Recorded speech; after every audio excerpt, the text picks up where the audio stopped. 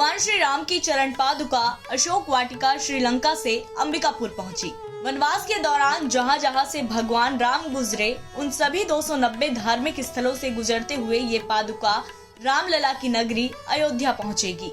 बता दें, श्री राम राज्य युवा यात्रा 15 दिसंबर को श्रीलंका के अशोक वाटिका से शुरू होकर 19 जनवरी को अयोध्या पहुंच रही है। यह यात्रा श्रीलंका के अशोक वाटिका से अयोध्या तक 8 राज्यों से होते हुए गुजर रही है।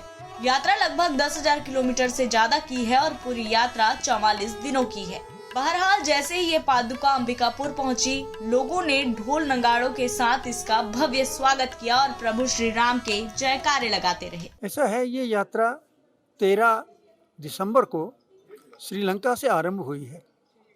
ये जहाँ सीता माँ रावण की कैद में थी, अशोक वाटिका, वहाँ से ये आरंभ हुई है।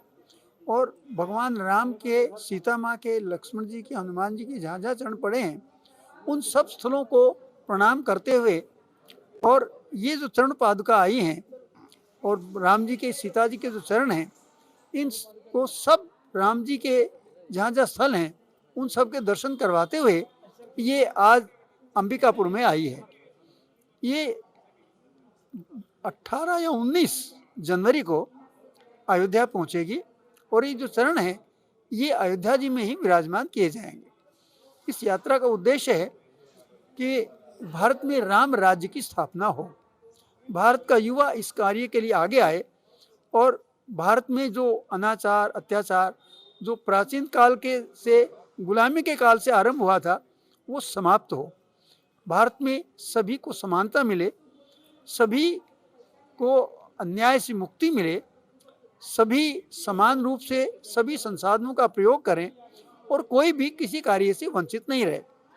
यदि राम राज्य आता है तो हम सबका भला है और भारत की संस्कृति, और दूसरे शब्दों में कहें तो रामायणकालीन संस्कृति, रामायणकालीन विज्ञान, रामायणकालीन परंपराएं, अर्थात राम जी से संबंधित जितने भी हमारे आचार विचार हैं वो जन जन तक पहुँचे और संसार का कल्याण हो। इसी उद्देश्य से युवाओं के बीच एक विशेष संदेश देने के लिए ये यात्रा आरंभ की गई है।